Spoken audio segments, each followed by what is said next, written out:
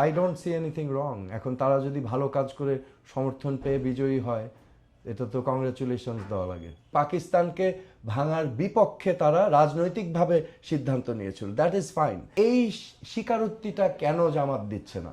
না হলে তো এটা বলতে আপত্তি কেন যে আমাদের ভুল হয়েছিল? অনেকে বলছেন যে আগামী যদি নির্বাচন হয়, নির্বাচনী অনেক প্রশ্ন রয়েছে, তাহলে জামাত ক্ষমতা যেতে পারে, অথবা ডক্টর শফিকুর রহমান প্রধানমন্ত্রী হচ্ছেন, ইত্যাদি প্রশ্ন আছে। আপনি এই বিষয়ে কি বলবেন?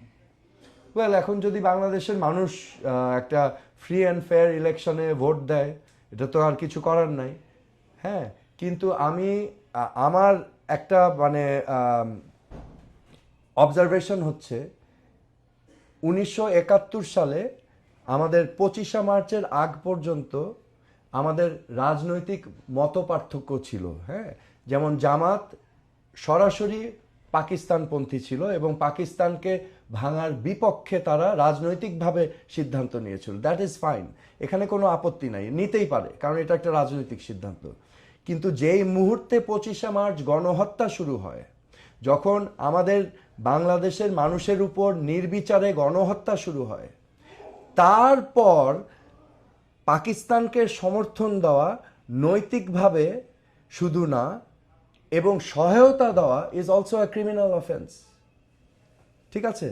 সো আমি এখনো বুঝতে পারছি না আমাদের জামাতের নেতৃবৃন্দ, এখন জামাতের অনেক নিউ জেনারেশন এসেছে যাদের কোনো সম্পৃক্ততা নাই 71 সালের সাথে।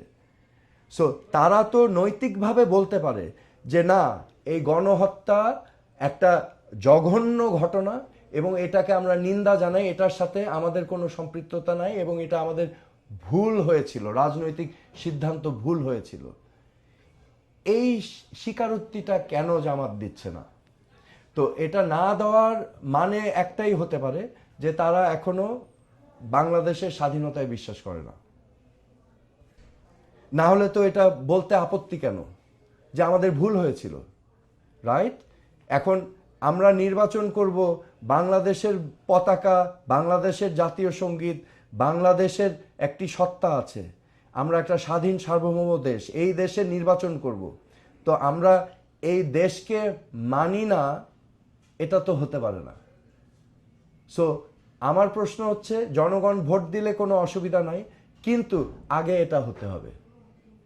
আচ্ছা, কিন্তু সম্প্রতি আমরা দেখলাম একটা ভিডিওতে যে ডক্টর শফিকুর রহমান জামাতে আমির তিনি শুধু 71 নয়, 47 সাল থেকে এখন অবধি 24 পর্যন্ত তাদের ভুলের বিষয়ে না, এগুলো এগুলো তো জাস্ট এটা বলার জন্য বলা। হ্যাঁ, 71 আর 47 সাল, 71-এ একটা গণহত্যা হয়েছে, এখানে লক্ষ লক্ষ মানুষকে হত্যা করা হয়েছে নির্বিচারে।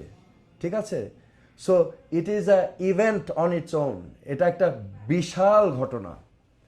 সো এটাকে অন্য সব কিছুর সাথে ঘোলাটে করে বলার তো আমি মনে করি এটা একটু চালাকি হয়ে যাচ্ছে। আচ্ছা আচ্ছা, সম্প্রতি 5 আগস্টের পরে শিবিরের যে কার্যক্রম বা যে 4টি ছাত্র সংসদীয় নির্বাচন, যে তাদের বিজয় বিভিন্ন নামে, এটাকে আপনারা কিভাবে দেখেন? 5 আগস্টের পরে অল্প সময় তাদের ওয়েল, আমি মনে করি যতটুকু আমি জানি যে শিবির যেভাবে কাজ করেছে, তারা বিভিন্ন জনকল্যাণমূলক কর্মসূচি নেওয়ার চেষ্টা করেছে। যতদূর জানি, কোনো ছাত্রছাত্রী বিপদে পড়লে তাদের পাশে দাঁড়াবার চেষ্টা করেছে, মেডিকেল সাপোর্ট দেওয়ার চেষ্টা করেছে, অর্থনৈতিক সাপোর্ট দেওয়ার চেষ্টা করেছে। তো তারা সোশ্যাল নেটওয়ার্কিং ভালো করেছে, যার ফলে তাদের সমর্থন অনেক বৃদ্ধি পেয়েছে ইউনিভার্সিটি ক্যাম্পাসগুলোতে। So I don't see anything wrong. এখন তারা যদি ভালো কাজ করে সমর্থন পেয়ে বিজয়ী হয়, এটা তো কংগ্রেচুলেশনস দেওয়া লাগে। কিন্তু এটার জন্যই অনেক প্রশ্ন একের, যে ছাত্রদল বা ছাত্রলীগ তারা অতীতে এটা কেন করতে পারলো না, বা এখন তো ছাত্রদল করতে পারতো, সেটাও তারা পারছে না। এটার বিশ্লেষণ কি আসলে? এটার বিশ্লেষণ হচ্ছে ওই যে আবার রাজনৈতিক সংস্কৃতি চেঞ্জ করতে হবে। ঠিক আছে? স্টুডেন্ট পলিটিক্সের ডেফিনেশন আমাদের ঠিক করতে হবে। ঠিক আছে? তো এটা যতদিন ঠিক না হবে ততদিন এই একই ধারা চলবে। এবং শিক্ষা নেওয়া উচিত আমরা যদি অন্য কারো কাছ থেকে দেখি তারা বেটার পারফর্ম করছে, সেখান থেকেও শিক্ষা নেওয়া উচিত।